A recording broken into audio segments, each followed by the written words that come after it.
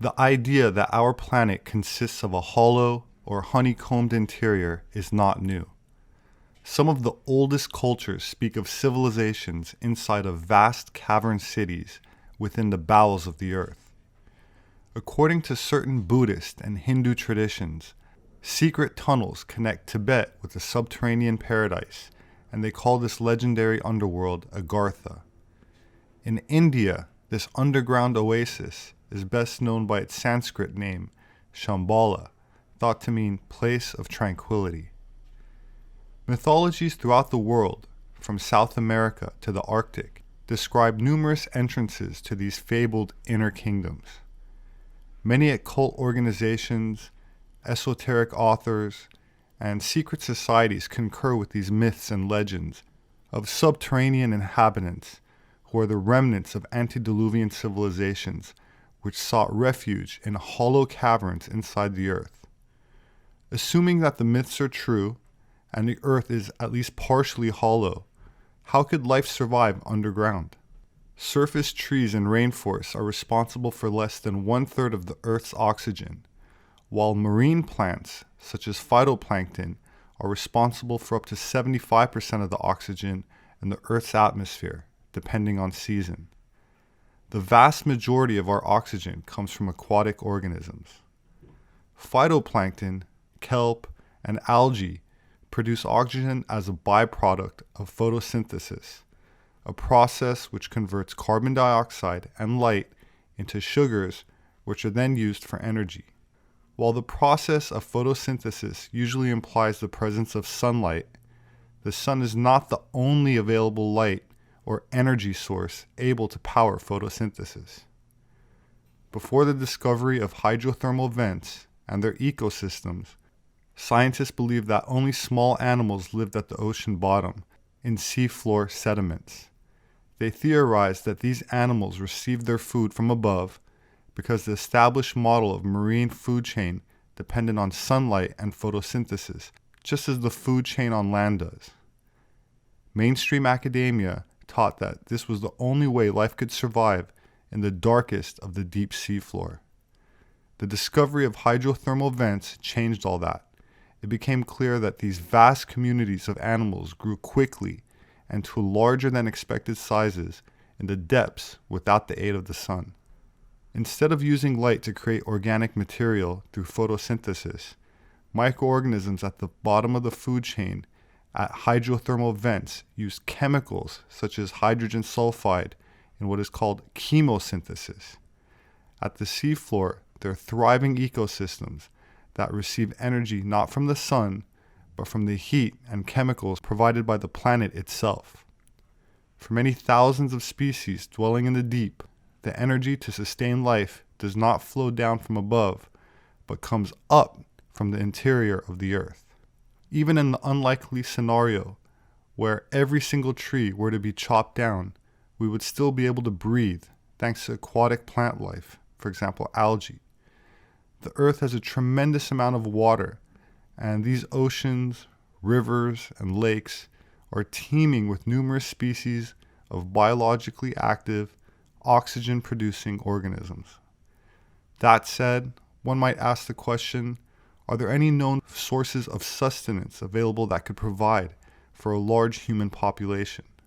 Since there are known subterranean sources of water, such as lakes and rivers, teeming with algae, there's also a food chain that lives off the algae, such as shrimps, fish, and other aquatic life. There's also another food source, which also doubles as a light source. Lichen is a composite organism that arises from algae in a mutualistic relationship with multiple fungi species. Lichen comes in many colors, sizes, and forms, and are sometimes plant-like, similar to moss, but lichens are not related to mosses or any plant. They're often found growing on rock, have adapted to survive in some of the most extreme environments on Earth, and lichens have been known to glow, as have other fungal species, such as bioluminescent mushrooms, or even glowing algae and other organisms. So not only are some forms of lichen edible, even served in some Scandinavian restaurants as a delicacy, but may contribute as a potential light source. The Buddhists, in their theology, fervently believe that subterranean civilizations exist. They believe these underground people belong to a superior race of men and women who occasionally come to the surface to oversee the development of humanity above ground. Whether this is actually done as a malevolent or benevolent act depends on perspective, and for many people is up for debate. While the inner earth civilization is called Agartha, and the capital city often referred to as Shambhala, whose ruler is said to have given orders to the Dalai Lama in the past, transmitted through certain secret tunnels connecting this inner world with Tibet, possibly its capital city Lhasa.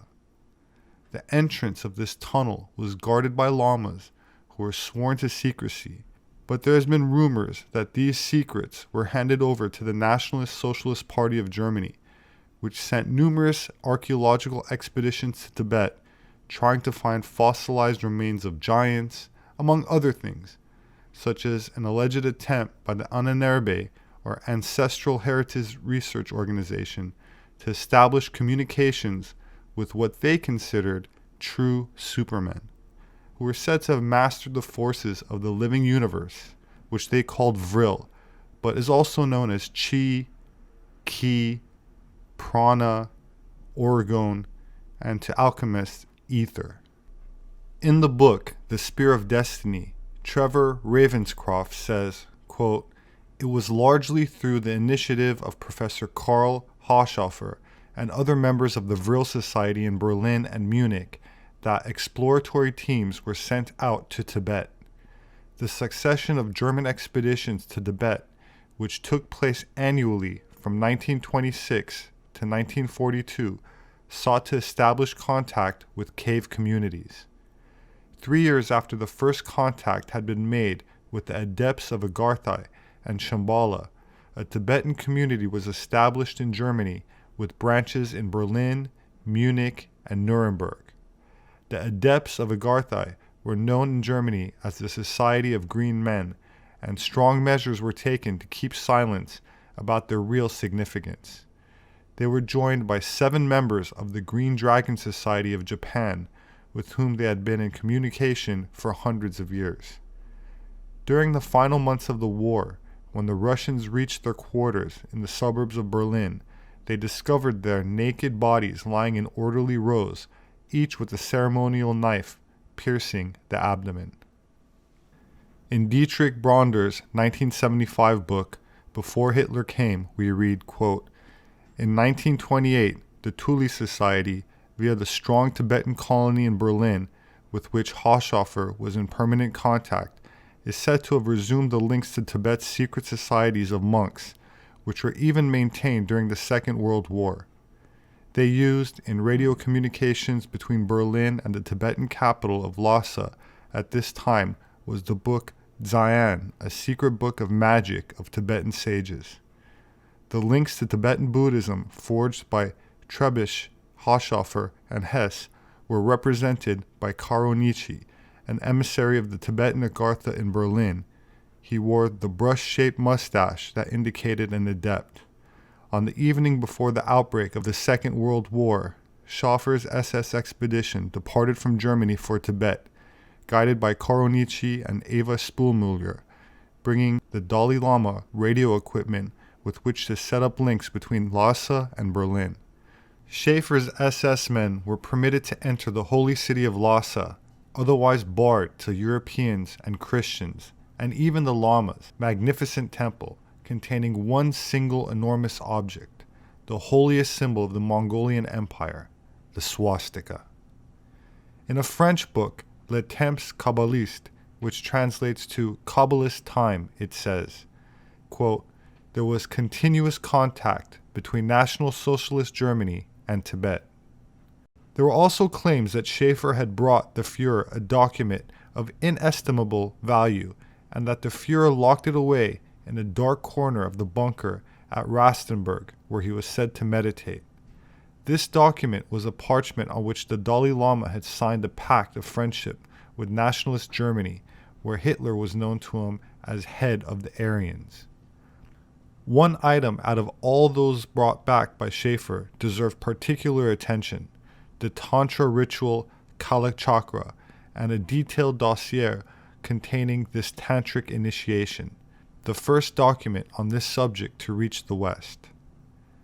Meaning to weave in Sanskrit, the term Tantra implies to a set of spiritual practices that direct the universal energies into the practitioner, thereby leading to liberation from the physical level of existence. Samadhi is a state of consciousness characterized by clarity of perception and the absence of the ego. It is the state of consciousness sought by all schools of meditation, a piercing of the veils of one's own subconscious mind into the superconscious. This and other occult spiritual techniques were said to have been practiced by members of the Thule and Vril societies in Germany. The medium Maria Orsic was leader of the Vrillerinnen, comprised of beautiful young ladies who in pre-World War II Germany conducted research into psychic phenomena and advanced propulsion technology, including saucer-shaped aircraft known in ancient Sanskrit text as vimanas. Their Vril society, whose members included some of who would later become notable members of the Nationalist Socialist Party, believed that many ancient civilizations owed their origins to refugees from Atlantis and the people that dwelt inside of the earth. They advanced the idea of a subterranean civilization ruled by an ancient parent race who had mastered free energy.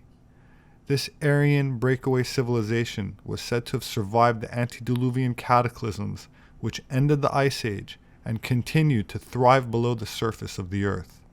Before World War II, Germany claimed the territory of New Swabia, or Neuschwabenland, in Antarctica, previously known as Queen Maud Land, and sent expeditions there, including the last one in 1938, where they began building secret deep underground bases below the ice, only reachable by U-boat or submarine. They then defeated a post-World War II attack by Allied forces in 1946, led by Admiral Byrd, who took over 4,000 military troops from the US, Britain, and Australia into an invasion of Antarctica, where his forces encountered heavy resistance from unusual saucer-shaped craft that inflicted substantial damages and caused him to retreat. According to a published interview he gave, which is translated from Spanish and published in my own book, stating that it was, quote, necessary for the U.S. to take defensive action against enemy air fighters which come from the polar regions. Shortly after, Secretary of Defense James Forrestal allegedly committed suicide, while some close to him suspect that he was actually thrown out of a window. The true events of his mission in Antarctica, which were rumored to have included finding an entrance to inner Earth, are still kept top secret and confidential as Operation High Jump. My name is Robert Sepehr. I'm an anthropologist. You can find my published books on Amazon. They make a great gift. Thank you to those who support me on Patreon. I'm grateful and appreciate the support I've been receiving. There should be a link below for those that are interested. I also very much appreciate anyone that shares these videos, so thank you. Please hit the like button, don't forget to subscribe, and click on the notification bell for future updates. I also added links in the description to my social media accounts on Twitter and my Facebook group and page, where you can post questions or make requests for future video topics. I very much look forward to reading your thoughts in the comment section below. Please have a wonderful week, and I hope to see you again soon.